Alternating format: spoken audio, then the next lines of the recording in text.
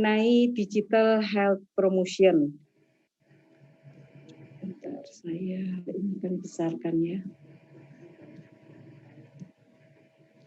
Iya, jadi memang seperti kita ketahui saat ini digitalisasi ini khususnya di dalam pelayanan kesehatan, baik di dalam sifat yang kuratif maupun promotif preventif, ini menjadi satu hal yang sangat krusial gitu ya. Berbagai inovasi sebetulnya sudah dikembangkan di dalam metode digital ini sendiri.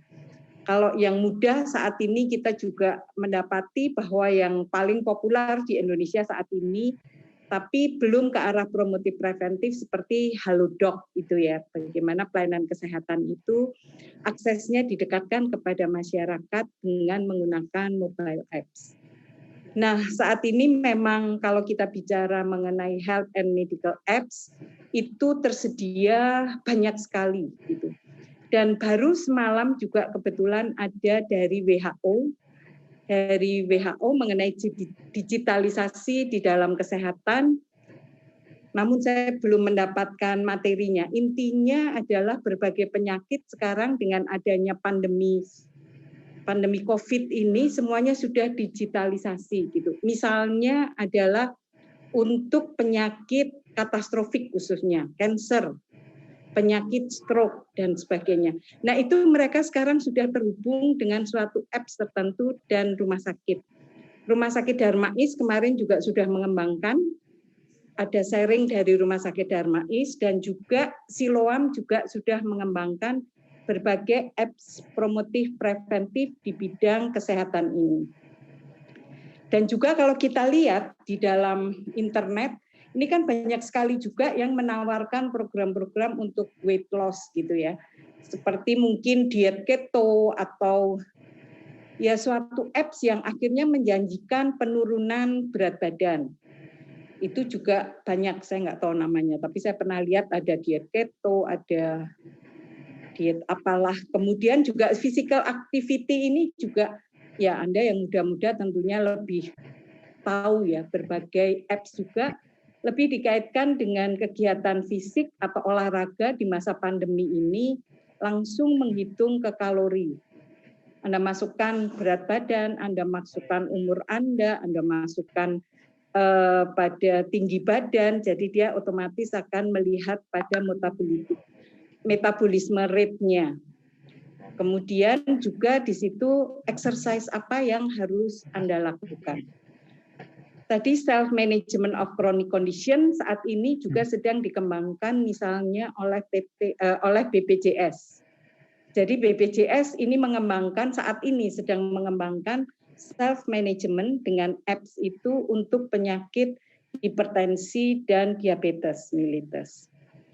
Untuk pregnancy juga kemarin juga disinggung oleh WHO bahwa saat ini juga tren untuk ibu-ibu hamil ANC-nya adalah melalui, tapi memang pemeriksaan pertama USG perlu. Setelah itu pemantauan untuk ANC-nya melalui apps ini.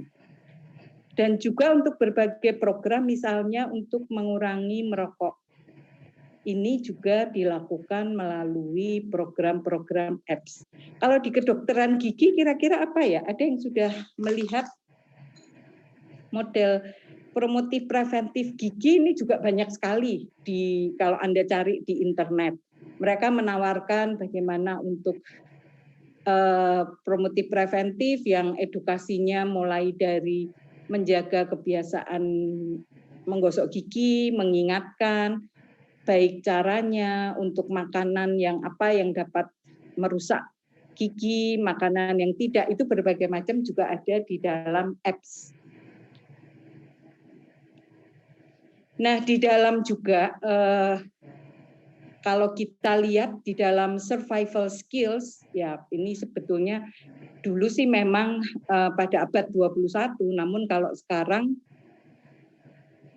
sudah mulai dibutuhkan, apalagi dengan era pandemi ini, memang kita harus memiliki 7 kemampuan ini.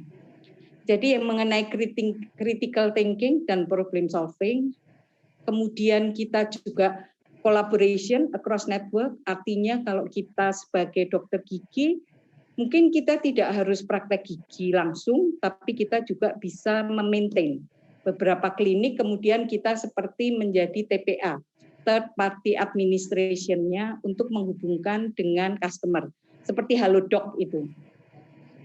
Kemudian agility dan adaptability, ini kita juga harus punya kemampuan itu, kemampuan untuk inisiatif dan entrepreneurship,